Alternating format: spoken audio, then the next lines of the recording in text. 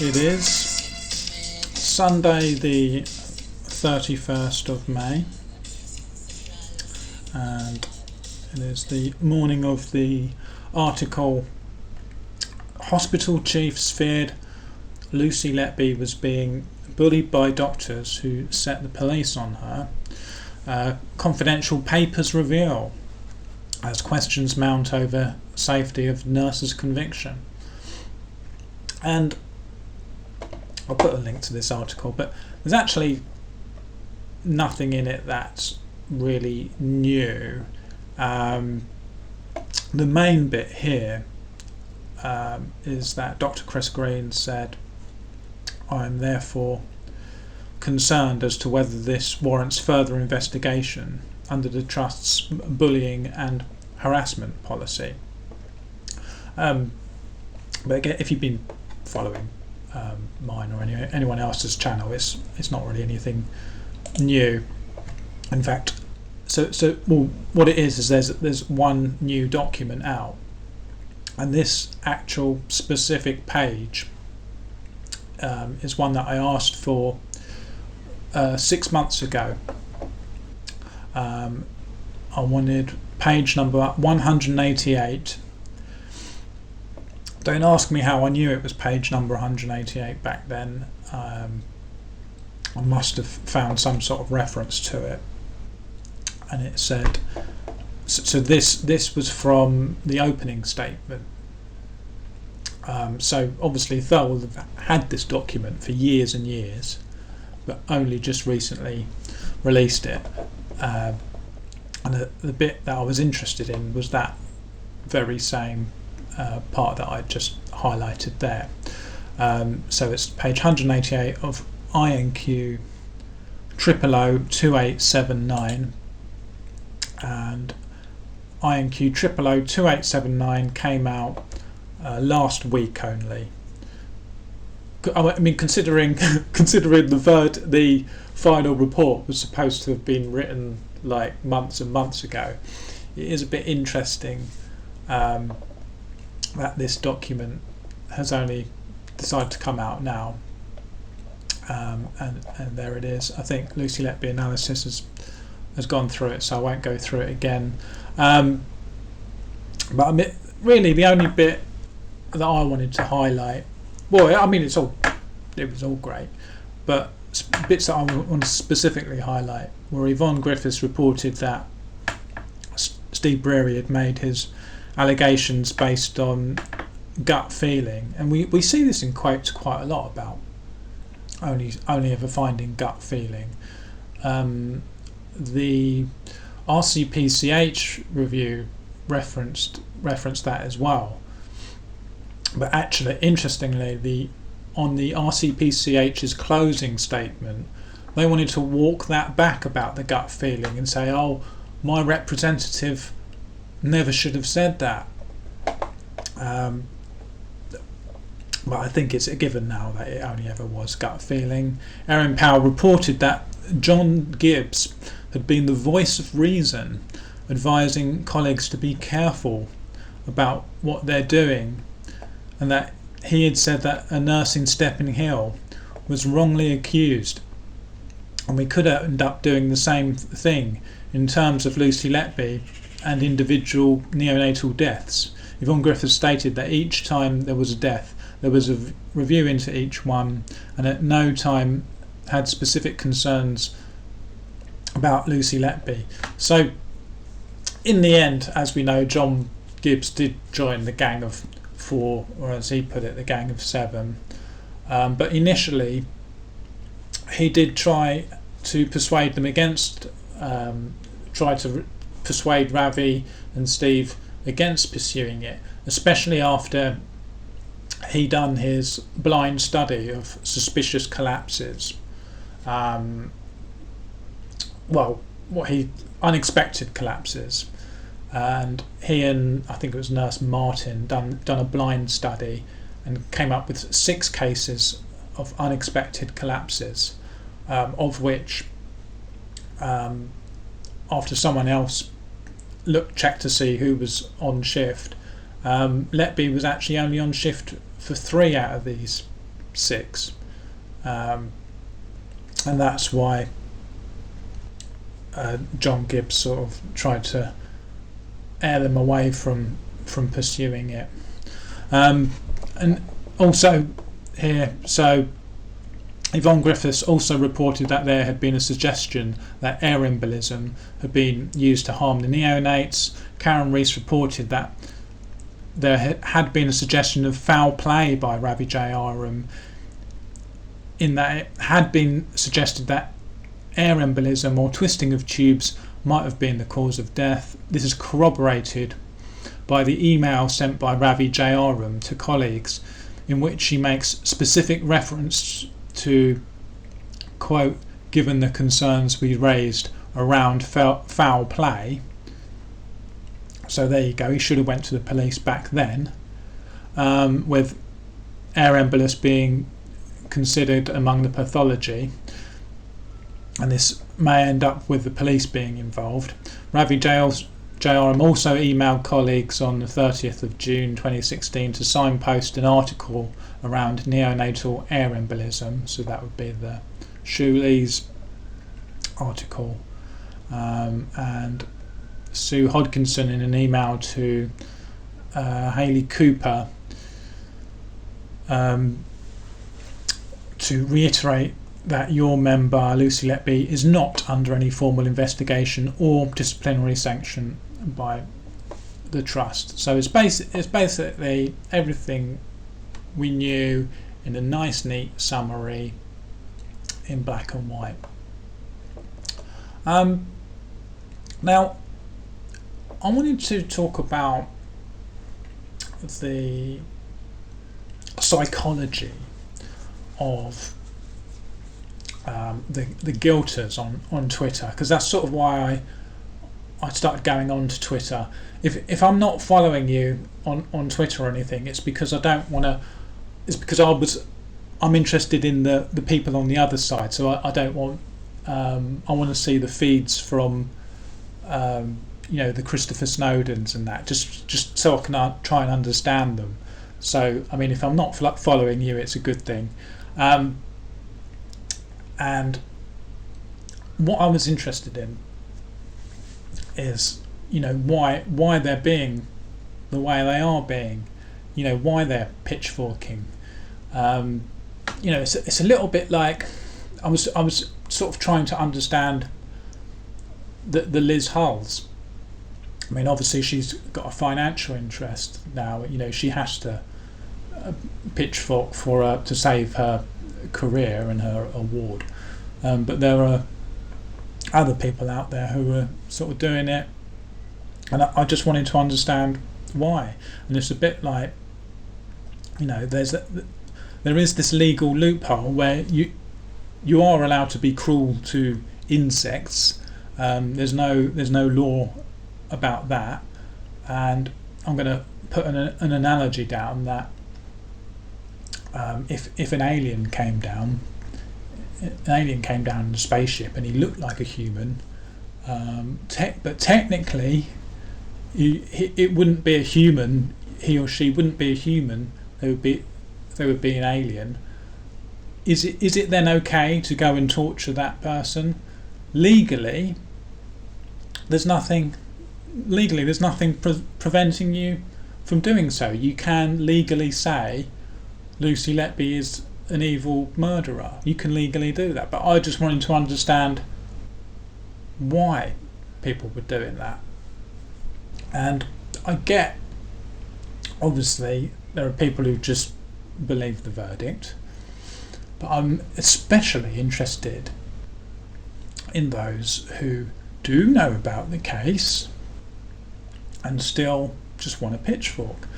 And I managed to get into this conversation with someone who is actually a friend and colleague of Steve Breary, and so was playing defence for the verdict. And I just sort of wanted to try and understand what was going on. I only had a brief conversation with them, but I'm going to ask you a question, okay? It's a little game we can play. By the way, I've not got any sort of psychology degrees or anything like that. I'm just as curious as anyone else. So, we can talk about any murderer, but I'll say, because this one's young children, so sort of similar to babies. Axel Rudikabana, if I asked you the question, do you think he murdered these children? That's my question. Do you think he murdered these children? Now, that's my question. I want you to put in your mind how you would answer that question. You could even play along, put it in the comments, but I just want you to, I'll sit for a second, and I want you to be clear. Do you think he murdered those children and tried to murder, I think it was like 8 more, or however many more, 6 more that he stabbed? Do you think he murdered them? In your mind, or write it down, what would your answer be? Okay, now, I suspect that most of your answers would be yes. What's your next question? Now, did anyone's answer to that question of do you think he murdered them, did anyone's answer involve the word agree? Like, I agree that, would you have said, I agree that with the verdict, I agree that he, with someone else saying that he murdered these children, I agree with the verdict that he is guilty of murdering these children? I suspect not. And I just think that's a bit of a strange thing to say, that you agree with someone else. It's a fairly clear-cut question. Do you think he murdered them? Yes or no? Now, I'd be very interested if anyone else had any sort of answer other than yes. But here's what happens when you ask a guilter, do you think someone who's a friend of Steve Breary, do you think she murdered the babies? Do you think she murdered babies? Again, I personally would have just thought it would be a yes/no question. And here's an answer that we're given. If it was ever proved that these babies did not die in collapse due to foul play in a court of law, I would say I was wrong. But I don't think those who believe she's innocent would be prepared to do the same in convictions despite whatever McDonald has submitted. And I just repeated the question. And again, do you think she murdered babies? I believe she's where she should be. You won't change my mind using theories developed on social media, as I won't change yours. We make our decisions based on our own knowledge and understanding of what's in the public domain. Now, I just thought that was really interesting because, I believe she's where she should be. Again, it's not actually saying that whether or not you believe she murdered the babies. It could just be she's taken one for the team, or saying someone's where she should be.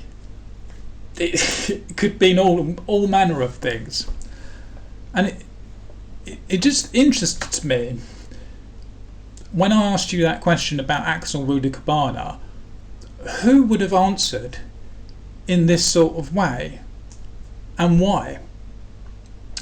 And so I'll repeat the question again. do you think, so third time now, do you think she murdered the babies? So I'm really after a yes or no answer. I did answer. If she didn't murder babies, she wouldn't be where she is for 15 whole life orders. So again, it's not saying I think she murdered baby. Yeah, it's not saying yes. If she didn't, she wouldn't be. There's this trying to dissociate yourself with the question. So I've had to sort of I've tried to keep these questions in time order, but I think sort of branch them down in different ways. Right. So again, did she murder the babies in cold blood? I've never understood cold blood. That's a drama thing. That's a drama type thing. Why is it so hard? If you actually genuinely believe that someone murdered babies, to just answer the question whether or not you think they did it. Yes or no? Why is it so hard to answer?